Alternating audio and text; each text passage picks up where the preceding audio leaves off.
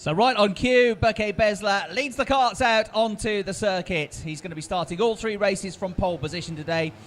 As he was talking to us yesterday, we were talking about the fact that he just missed pole position in qualifying in Italy. That put him to the outside second spot on the grid for all the races, and that was a real challenge for him in Italy for the first two corners there. It's really hard to hold your line if you're on the outside. It's not quite so bad here in Spain, but Berke delighted to be on pole position. So there is the grid on your screen. Berke Besler for Move On Power. Number 223 on pole position by a tenth of a second from Carlos Leon here for the LTP competition team, who's on the front row of the grid, and his teammate Mauricio van der Laan is right behind them, third on the grid after yesterday's qualifying. So Spanish drivers second and third, going well here with their local circuit knowledge. Hugo Ellis for Vital Motorsports, certainly a championship contender this weekend, and has been quick in all the practice sessions. He was quick in qualifying. He lines up fourth on the grid.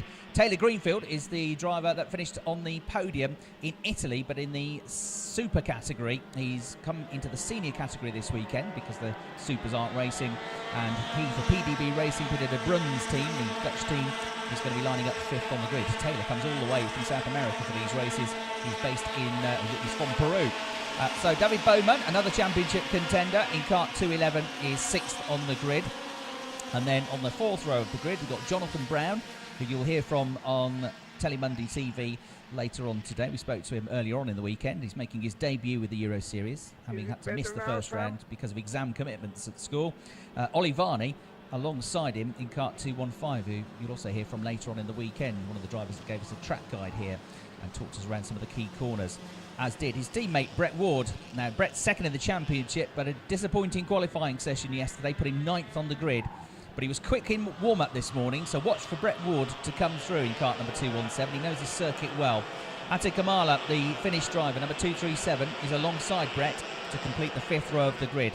And then we have on row 6 also Escartin and Mike Bartels, also from France, Mike from the Netherlands. Row 7, we have got Belen Garcia from Spain and Corentin Pelletier from France. Row 8, we got Guillaume Pujabea from Spain and Christopher Shani from France. And then the penultimate row of the grid, row 9, it's Saul Riker-Robinson, who is quick here. He was topping the times in warm-up this morning, but his team boss, Piers Sexton, said he just messed up qualifying yesterday, didn't get it right. He is quicker than that grid would suggest, though. So watch for number 213 to come through. Maxime Robin is alongside him on the 9th row. And Sean McMahon, another newcomer, the Irish driver, is on the last row of the grid, 10th row of the grid, starting in kart number 233.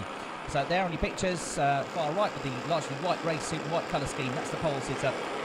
Max Berke Besler with the blue race suit. Alongside him is Carlos Leon, the Spaniard. And they're getting ready for the rolling start and 9 laps of racing here for the first heat of the day for the X30 seniors here in Zuera. Away we go then. Berke Besler, perfect start from pole position. No problems there at all for him. It's a clean start into turn 1 for the rest of the pack. It's a little bit spread out as they went over the start-finish line, but they'll bunch up together again as they go into turn 2 for the first time in the race. Carlos Leon is trying to work out if he's second or third. He might have dropped to third place, I reckon. It could be Mauricio van der Laan, his teammate, that's had the inside line and therefore snuck up in between him and the pole sitter. We come back into my view at turn 4, and yeah, I think it is Mauricio van der Laan, isn't it, in second place. So Carlos Leon in third. The top 3 have broken clear of the rest of the field. Taylor Greenfield in that second group of karts. But the top 3 away like a rocket train here at the start of the race. There they go, nose to tail, down into the right-hander at turn number 8. Then into this left-hander up towards the final turn. Now it's full throttle here, all the way down towards turn 2. And there come the top 3. So clean starts for them. Second and third swapped around though. Carlos Leon dropping to third place at the back of that train. And now here's a challenge from Mauricio. And it goes through to first place down the inside at turn 1. Pulled out of the slipstream. There wasn't very much Berke Besler could do to stop him coming through because of the huge tow that he gave to the man in second place. So the Spanish driver now leads, and it's a Spanish one too, because Carlos Leon at the hairpin at turn 3 goes down the inside of the pole sitter as well. And Berke Besler suddenly finds himself down in third place. Hugo Ellis and David Bowman are battling at the head of the next train of karts, and it's Hugo Ellis that's got himself at the start of this lap up into 4th place. So there he is, number 214 in the background. David Bowman drops to 5th. Taylor Greenfield is in the mix as well in the top 6. And anybody gain any significant places? Well, Saul Robinson did. He's gone from 17th to 10th on the first lap of the race. So Saul Robinson, the 16-year-old from Manchester, who went very well indeed in the first round in Italy, finished in the end in 4th place in the final. The weekend where he lost a bit of practice time as well because he had to fly back and miss the qualifying day as he had an exam back in the UK, flew all the way back for the first race day and had to come from the back of the field in all the heats, and he's doing the same sort of thing here again today because he's going to be at the back for all 3 heats, but he's, as you can see, very quick and already making up ground. So there are the top 3 down into the right-hand hairpin at turn 3, and the race leader, Mauricio van der Laan, is beginning to edge away now from Carlos Leon. He set the fastest lap of the race so far, Berke Besler in 3rd place. And then you've got a 1-second gap back to Hugo Ellis, who leads the next group of karts in 4th position. Jonathan Brown has come up to 5th place now. Gained a couple of positions. David Bowman's down to 6th place. Brett Ward is in 7th. Taylor Greenfield's dropped down to 8th place on that lap. Robinson up to 9th. Another position gained. And Ollie Varney, who made some very quick starts in Italy, got caught off guard a little bit on that first lap. Didn't see what happened to him, but he's dropped back a position or so. As we see a change there for the second group of karts. That's Jonathan Brown swooping through and gaining a place. I think it is David Bowman, actually, who is there just ahead of the 232 card of Jonathan Brown. So David Bowman coming back up the order. That means Hugo Ellis stays 4th. David Bowman comes up to 5th. Jonathan Brown up to 6th. 2 places gained for Brett Ward, who's gone up to 7th place. Saul Robinson has now gained 9 positions in this race and he's up to 8th place and he's in that second group. But the fastest lap of the race belongs to Carlos Leon, the driver in 2nd place, who is now hunting down his compatriots. The race leader, Mauricio van der Laan, is only just clear. Berke Besler doesn't quite have their pace at the moment. He's about a 10th of a second a lap slower. And then there is now just about a 1.3 second gap from 3rd to 4th. Hugo Ellis, David Bowman 5th, Jonathan Brown in 6th place, and that change we saw on the previous lap. We're at 1/3 race distance here around this really long kart circuit. It's 1.7 kilometres. Most kart tracks are around about 1.3 kilometres long, but this is one of the longest that we visit, and certainly it's the fastest, longest straight, fastest corner as well, I reckon, the fastest first turn, which is utterly flat out in the junior and the senior categories. So there with a lighter coloured helmet is the man that's quickest at the moment, Carlos Leon, and looks down the inside but doesn't make it through at turn 2. So it's Mauricio van der Laan that stays in the lead of the race, and if these two begin to battle each other, it will be Berke Besler that comes back into the mix here. Hugo Ellis has got David Bowman for company now in 4th and 5th positions in the background, and Brett Ward has joined them. He's gone into 6th place. David Bowman has just set the fastest first sector of the race so far. So we have 2 trios, 1st, 2nd and 3rd together, 4th, 5th and 6th together, and a bit of a gap back to Jonathan Brown, who's dropped to 7th. Sean Robinson stays in 8th place. Greenfield and Varney still rounding out the top 10 in this race. The graphic to the left of your picture, if you're watching on the live stream, gives you all of the positions and the gaps between each driver.